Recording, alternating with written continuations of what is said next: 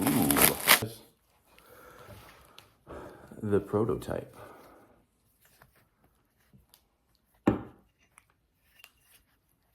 Should go like that. This bottom half will mount to the differential, and this to the subframe, and we'll see how she mates up. All right, what we have here is an AWR Racing Explorer 2020 to 2025 differential brace. These are advertised for Explorer STs and Platinums, and I believe King Ranches, because they have the 3.0 EcoBoost and a different differential cover plate than the Limited and the XLT and the Timberline. However, the Timberline has its own uniqueness in that its differential is different than all the others, in that it is a TORSEN limited slip. And the cover plate happens to be about the same dimensions as the differential used on the Platinum, King Ranch, and ST. So I contacted AWR and said, hey, will this thing fit? And they said, well, we haven't tried it yet. So this is a prototype. The production ones you find on the website are black or red. This one is a cool looking green, kind of matches my interior, which is awesome. So let's walk through this. What you have is two differential mounting bolts need to come out so that this plate, this lower housing of the bracket, can attach. And what you're going to need, and you're going to be tempted like I was, to just buy an E18 socket, which will get you this one. However, because of the subframe and the clearance between it and the differential is so tight, you're not going to be able to get up in there.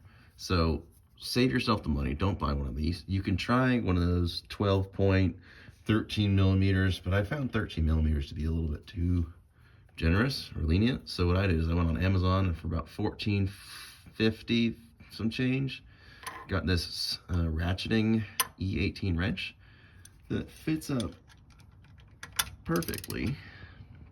Just like that. And it gives you plenty of room to get in there. All right, so let's walk through the procedure. What you're gonna need to do first is remove the two E18 or E-torque differential bolts and have those out of the way so that this lower bracket can be fitted up.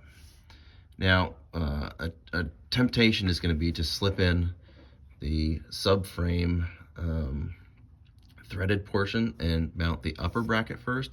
I cautioned you to do that later because it's going to end up getting in your way when you're trying to fit this back in, because the clearance between your subframe and the differential is such that, plus the added thickness of this plate, it's going to make it a bear to get that bolt back in, because it is just about too long to get back in there without dropping the whole differential back down. But with a little bit of finesse and a lot of patience, you can get it in there. So my recommendation is not to start with this one, because it will hold this thing too rigid, and you want it to be able to move around so you can, again, finesse this bolt into place. So I'd start with this one and get it loosely fitted up. And once it's in, just get a couple threads just to hold this up so you can go and apply this one. And then I would return back, and using your E18 wrench, give it a good couple grunts. They specify about 40 foot-pounds of torque. Good luck getting a torque wrench on that. You can definitely do it with this if you've got a socket, but 2 grunts for me is well over 40 foot-pounds, so I went with that. So go ahead and do that. Then you can hop over here, and you can then, I would say, loosely apply these.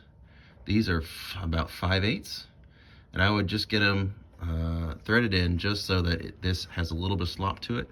So then you can take an alignment tool. I used a long screwdriver and align these things, and then you can drive your, this is going to use a 3/4 nylock.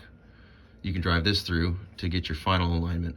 And now before you drive this all the way through, I would leave it just a hair shy so that you can go ahead and tighten this to your 40 foot-pounds, then drive it all the way through, and then you can get this one.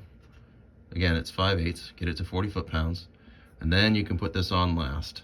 And they specify that this one, which is a 3/4, needs to be torqued between 60 to 65 foot-pounds. So that's the order I would do it in. So I'd start up in here and get this guy, number 1, number 2, 3 and 3B, after you've, of course, put your alignment in, and do this one absolutely last. And with that done, you should have this nice AWR Racing differential brace installed.